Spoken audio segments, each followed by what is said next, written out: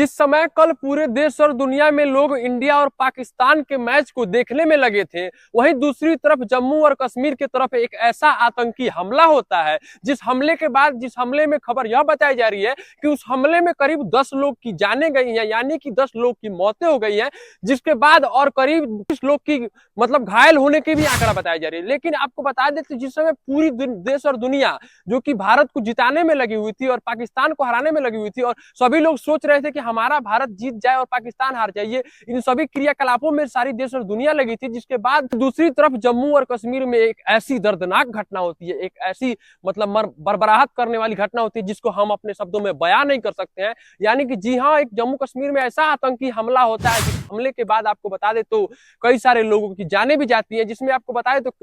10 लोगों की मौतें होती है और खबर यह भी बताया जा रहा है कि करीब 10 लोगों की जानें भी गई और करीब 30 से 33 लोग घायल हुए, जिसमें करीब महज 2 साल के छोटे छोटे बच्चे की जाने गई है। एक 2 साल का बच्चा बताया जा रहा है जिसकी मौत हो गई और कई सारे बच्चे जो कि अस्पताल में भर्ती हैं। दरअसल खबर यह बताया जा रहा है कि रियासी जिले से लौट रही बस में करीब काफी लोग बस में सवार होते हैं और उस बस में सवार होने के बाद जब एक बैग वह बस जब रियासी जिले से तीर्थ यात्रा से होकर वापस लौटती है और वापस कटरा के लिए आती है, कटरा के लिए प्रस्थान करती है,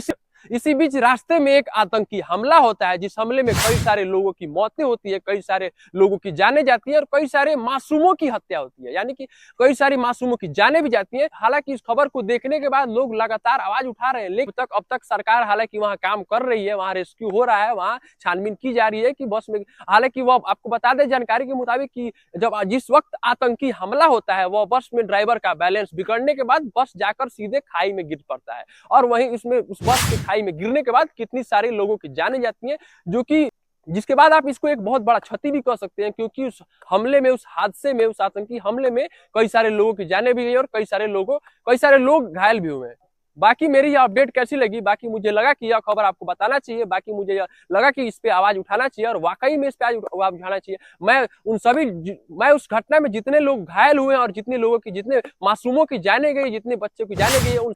उन सबों की न्याय की मांग करता हूं वहां के सरकार से और वाकई में इस खबर पे आवाज उठाना चाहिए।